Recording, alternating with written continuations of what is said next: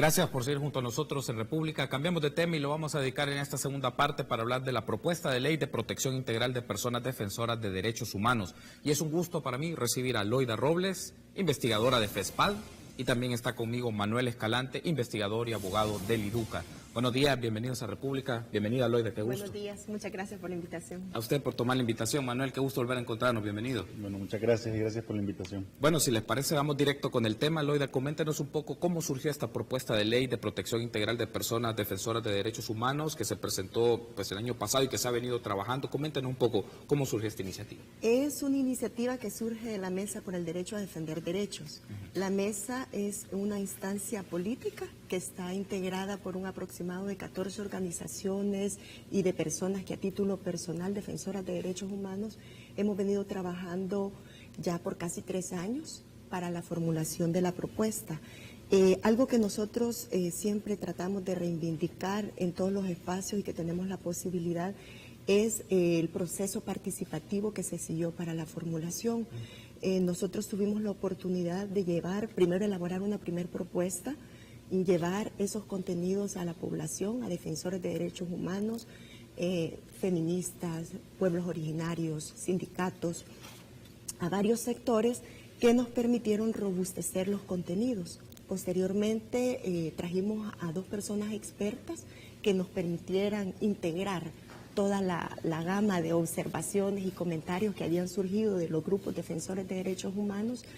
Ya con ese documento hicimos también un envío a CEGIL y a Protección Internacional para que nos hicieran sus comentarios, y es así que tenemos un documento que efectivamente el año pasado fue presentado a la Asamblea Legislativa y que en estos momentos pues estamos esperando como Mesa por el Derecho a Defender Derechos que se pueda iniciar el debate de los contenidos. Por el momento, pues así surge la propuesta. Desde la Mesa hemos realizado todo un proceso de cabildeo e incidencia, hemos ido a diversas instancias, inclusive el año pasado fuimos a la Comisión Interamericana de Derechos Humanos, le pedimos una audiencia a efecto también de que desde esa instancia también pudiese pronunciarse y también hacer nosotros incidencia para conseguir pues la aprobación de la propuesta de ley. Considerando entonces ese escenario, la panorámica que nos presenta Loida, Manuel, de cómo surgió este proyecto de ley, si nos podés comentar la estructura que tiene. Cuando me refiero a la estructura, ¿cuáles son los elementos principales que define este proyecto de ley? ¿Qué es lo que se espera con este proyecto de ley y el objetivo que tiene? Sí, podríamos decir que el proyecto, por así resumirlo, por cuestión de tiempo, ¿no? Tiene 3 grandes elementos, ¿no? El primero de ellos tiene que ver con el reconocimiento de la labor de defensor de derechos humanos y los derechos que ya reconoce el ordenamiento jurídico salvadoreño, que están íntimamente vinculados con esa labor. Y quizás aquí quiero detenerme un poco y resaltar lo siguiente, es que lo que viene a ser este proyecto de ley no es más que resaltar o hacer visible cuáles son aquellos derechos o cuáles son aquellos ámbitos de la vida de un defensor que están más expuestos por la labor que realiza, ¿no? Nosotros, por ejemplo, trabajamos de manera directa con víctimas o con atención de problemáticas específicas. Y esa atención de esas personas o esas problemáticas nos lleva a exponernos a grupos de poder, nos lleva a exponernos a grupos delincuenciales.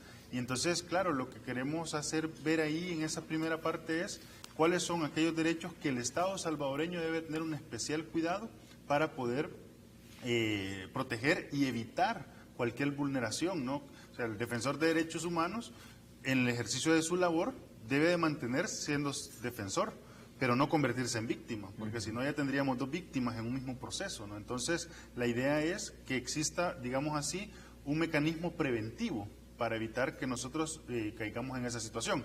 Ese es un primer punto. El segundo punto es el componente institucional.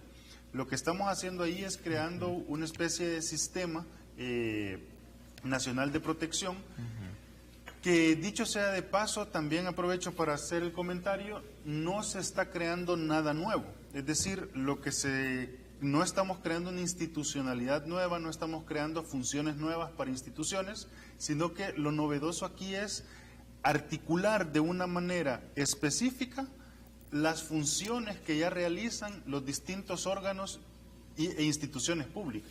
O sea, lo que le estamos pidiendo en pocas palabras al Estado no es que creen una nueva institucionalidad, sino que la institucionalidad existente se ponga al servicio o se ponga articulada de tal manera que nos permita a nosotros realizar labores, ¿no? Mencionaba unos aspectos, Manuel, importantes, y podemos aprovechar estos minutos para que en el siguiente bloque nos mencione un poco, Loida, cuál ha sido este proceso de cabildeo y de acercamiento y qué reacción han tenido los grupos parlamentarios, pero los defensores y defensoras de derechos humanos están expuestos a diferentes circunstancias. Por el trabajo que tienen en la mesa, ¿cuáles han sido aquellas principales vulneraciones o afectaciones al ejercicio de su trabajo como defensores de derechos humanos? O sea, por ejemplo, ahí pueden ser muy diversas, es decir, la labor de defensor de derechos humanos usualmente y lastimosamente, ¿no?, en un país como el nuestro está sometido a la estigmatización. O sea, si eres defensor en el tema de la seguridad pública, te dicen que eres defensor de delincuentes. Si eres defensor de derechos de la mujer, te dice que estás contra la vida. Si sos defensor de derechos LGTBI, de diversidad sexual, te dicen que sos inmoral. Si sos defensor de medio ambiente, te dicen que sos revoltoso. O sea, es decir, siempre hay un elemento social que se convierte, bueno, en la estigmatización, ¿no? Ese como un primer momento, una primera fase. El problema es cuando eso también va aumentando y se convierte a la criminalización. Es decir, cuando ya nuestra labor se entiende que no es, claro, frente al poder, cualquier cuestionamiento que se le dé siempre lo va a ver como un atentado, ¿no? Entonces, el problema es que nosotros no hacemos atentados, lo que nosotros hacemos es la búsqueda del restablecimiento del tejido social. Identificamos que hay una problemática, que algo no está funcionando bien y señalamos cómo debería de funcionar bien. Entonces, por ejemplo, por ponerte un caso particular, en el tema que lo tengo así, que se me viene a la cabeza, en este momento, la criminalización, ¿no? O sea, es decir, defensores de medio ambiente, que han incluso del derecho al agua en Santo Tomás, defensoras particularmente, que han estado criminalizadas incluso con cárcel, finalmente pues recuperaron su libertad, pero solo porque frente a una empresa que estaba ya desviando el agua que iba para las comunidades, solo para la construcción de una residencial. Entonces, ese tipo de problemáticas se pueden ver, ¿no? Y también en tiempo anterior tuvimos el tema de los medioambientalistas, relacionados al tema de minería, ¿no? O sea, también que muchos de ellos los mataron, los asesinaron. Ok, debo hacer una pausa. Al regresar me gustaría, Loida, que nos describa un poco cómo va este proceso de cabildeo, pero también cuál es el rol que tendrían las instituciones del Estado ante este proyecto de ley, sobre todo pienso en la Procuraduría para la Defensa de los Derechos Humanos. Volvemos en minutos.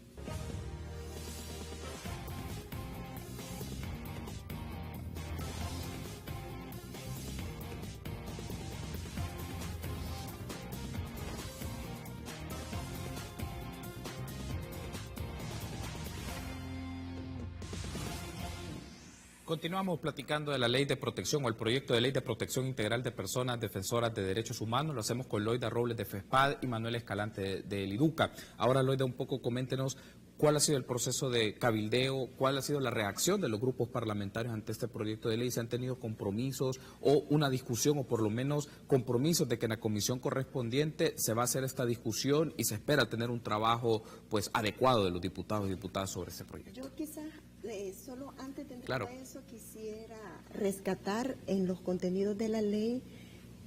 También se evidencia quién es una persona defensora de derechos humanos. Sí. Ese es un elemento que nos parece importante porque en la práctica se cree que defensor o defensora de derechos humanos es solamente aquella persona que trabaja en una ONG, en una asociación, en una fundación o que está afiliado a un sindicato, por ejemplo, pero la propuesta de ley recoge pronunciamientos de la Comisión Interamericana de Derechos Humanos que ya establece a quién se le debe considerar una persona defensora de derechos humanos y que lo constituye cualquier persona. Dice cualquier persona que procure la realización de un derecho. Entonces, la persona en su colonia, en su comunidad, que está defendiendo su derecho al agua, esa persona es defensora de derechos humanos. Entonces, quería rescatar eso de los contenidos de la ley previamente. La propuesta fue formulada siguiendo los lineamientos de una ley modelo que ya existe y que recoge todos los estándares internacionales de derechos humanos, Traigo a colación esto porque en el proceso de cabildeo que hemos seguido al interior de la Asamblea Legislativa hemos tenido reacciones como, por ejemplo, lo que ya decía Manuel, que recoge algunos derechos, que nos dicen, pero es que ustedes están proponiendo derechos que ya están reconocidos en otra legislación.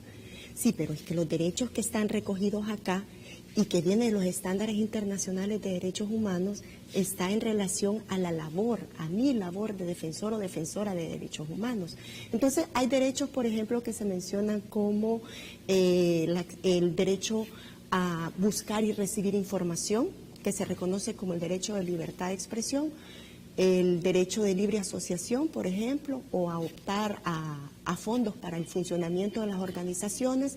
Hay una serie de derechos que están vinculados a la labor de defensores de derechos humanos. Entonces eso es algo que en el proceso de cabildeo nos ha tocado como defender, principalmente frente a los asesores, porque hemos buscado, como parte de nuestra estrategia de cabildeo, un acercamiento también con asesores de los diputados y las diputadas. Hicimos el acercamiento con diputados también, tuvimos conversatorios previos a la presentación de la propuesta de ley para conocer sus impresiones. Hicimos inclusive modificaciones a la propuesta después de la plática que tuvimos con ellos y posteriormente ya con la presentación hemos seguido en el cabildeo con los asesores, hemos buscado acercamiento, inclusive como mesa solicitamos a la Comisión de Derechos Humanos, de Legislación de Derechos Humanos, que es la que tendría que recibir la propuesta de ley, solicitamos que sesionara junto con nosotros para presentarles la propuesta. Y pues lo que se nos ha dicho es que ya hay una agenda prevista en la que están discutiendo algunas otras propuestas de ley. Entonces, nosotros seguiríamos en la lucha, en la organización, para buscar esa aprobación. No soltamos el acercamiento que tenemos con algunos asesores que han tenido a bien también orientarnos por cómo se maneja toda la situación al interior de la Asamblea Legislativa. Hay un aspecto aquí, Loida, que quisiera consultarles. En este acercamiento con los grupos parlamentarios significa aquellos diputados y diputadas que están en la Comisión de Legislación y Puntos Constitucionales y la de Derechos Humanos. Es decir, o lo han hecho, por ejemplo, los grupos, para todos los grupos parlamentarios, los diputados y diputadas que se especializan en este ámbito. Inicialmente perseguíamos el objetivo de que la propuesta no fuese presentada por una sola fracción, porque de ser abanderada por una fracción iba a ser rechazada por las demás, la dinámica al interior de la Asamblea Legislativa. Entonces, inicialmente lo que hicimos fue presentársela a todas las fracciones. Ahí fue que tuvimos reacciones. No sabíamos primero si íbamos a poder conseguir que ingresara la propuesta a la Asamblea. Y lo otro es que no teníamos la certeza de a qué comisión se iba a dirigir. Entonces, eso nos llevó a hacer ese cabildeo con todas las fracciones. Ya posteriormente hemos orientado a las representaciones que hay en la comisión a la que tendría que llegar la propuesta de ley. Yo quisiera referirme también en cuanto al Sistema Nacional de Protección y también un poco lo que comentaba Manuel, y es el hecho de que hemos escuchado reacciones sobre que pedimos un presupuesto para el funcionamiento. Sí. Definitivamente que cuando una persona defensora de derechos humanos está siendo afectada y corre riesgo su vida o corre riesgo la vida de su familia, hay una necesidad de tener una reacción urgente para proteger a esa persona. Y eso definitivamente requerirá algún tipo de presupuesto de parte del Estado.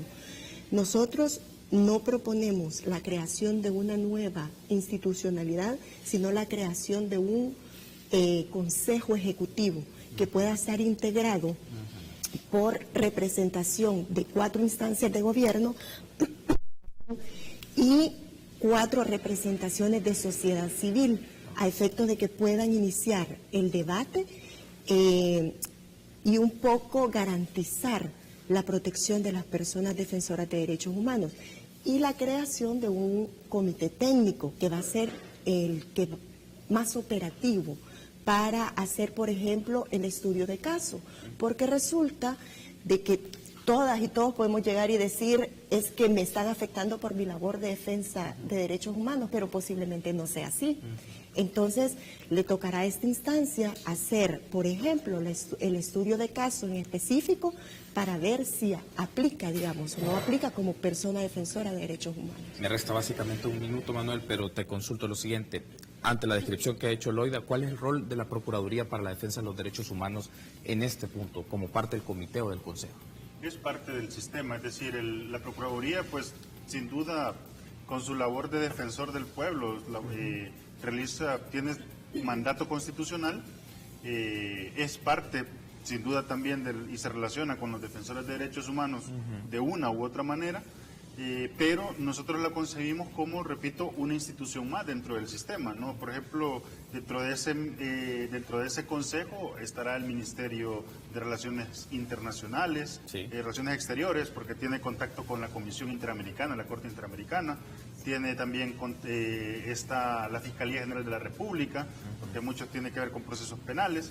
Es decir, la Procuraduría la reconocemos dentro de su rol constitucional, pero concebimos que es una institución más que, frente a los defensores, tiene obligaciones que cumplir. Perfecto, quiero darle las gracias por haberme acompañado. Manuel, ha sido un gusto, Loida, ha sido un gusto. Estoy seguro que nos vamos a volver a encontrar, sobre todo cuando ya el proceso esté tomando todavía más agilidad en la Asamblea Legislativa y la discusión se esté ahí. Les vamos a hacer nuevamente la invitación para que discutamos esto con más tiempo y para que lo conozca con más detenimiento nuestra audiencia. Gracias, Loida, por venir. Gracias por el espacio. Muy amable, gracias, Manuel. Gracias, buenos días. Y a ustedes también, amigos, ha sido un gusto. Nos encontramos mañana, 6:30 en República. Buen día.